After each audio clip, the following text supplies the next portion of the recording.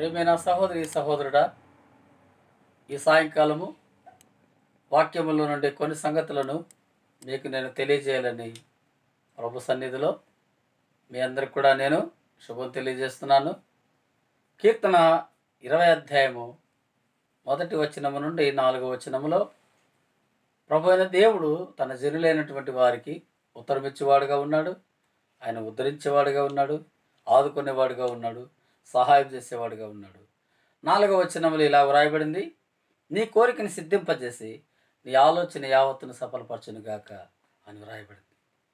మీరు ఎవరైనా సరే మీకు ఏవైనా కోరికలు అంటే దైవ చిత్తానుసారమైన కోరికలు లేక ఆశలు, కీర్తన 17 అధ్యాయం చివరి వచనంలో నేనైతే నీతి గలవాడనై నీ ముఖ దర్శనంలో నా ఆశను తీర్చుకుందునని దావీదు మహారాజు సెలవిచ్చాడు.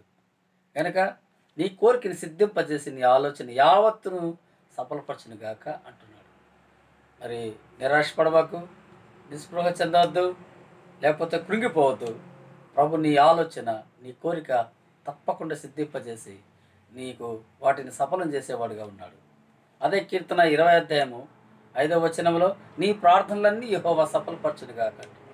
ప్రార్థన చేయకపోతే ఏవి సఫలం కావు, ప్రార్థన చేస్తేనే సఫలమవుతాయి.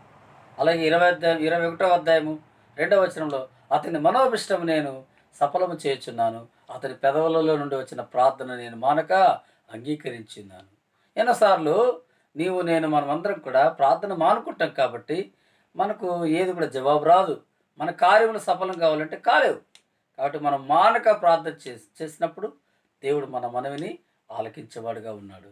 యెషయా గ్రంథం 26:12 వచనంలో నీవు మాకు సమాధానం స్థిరపరచదువు, నిజముగా నీవు మా పక్షమున ఉండి మా పనులన్నిటినీ సఫలము చేయదు అని వాక్యంలో రాయబడింది. నీ పనులు సఫలం కావాలంటే, నీకు సమాధానం స్థిరపరచబడాలంటే ప్రభు అయిన దేవుడు నీ పక్షమున ఉండునుగాక, నీకు తోడే ఉండునుగాక, నిన్ను కాపాడునుగాక. ప్రియులారా, ప్రభు నీ పక్షవాడుగా నువ్వు చేసుకో. ఈరోజు, ఈ రాత్రి, ఈ సాయంకాలం ప్రభు నిన్ను జ్ఞాపకం చేసుకుంటాడు. చివరిగా దినవృత్తాంతంలో 2వ గ్రంథం 15:7 వచనంలో కాగా మీరు బలహీనులు కాక ధైర్యమును వహించుడి, మీ కార్యము సఫలమగును. ఏ రోజు కలత చెందవద్దు, దిగులు చెందవద్దు, బలహీనపడవద్దు. ఆ ప్రభు నిన్ను బలపరిచి నీ కార్యమును సఫలం చేయనుగాక. దేవుడు మిమ్మల్ని దీవించునుగాక. ఆమేన్.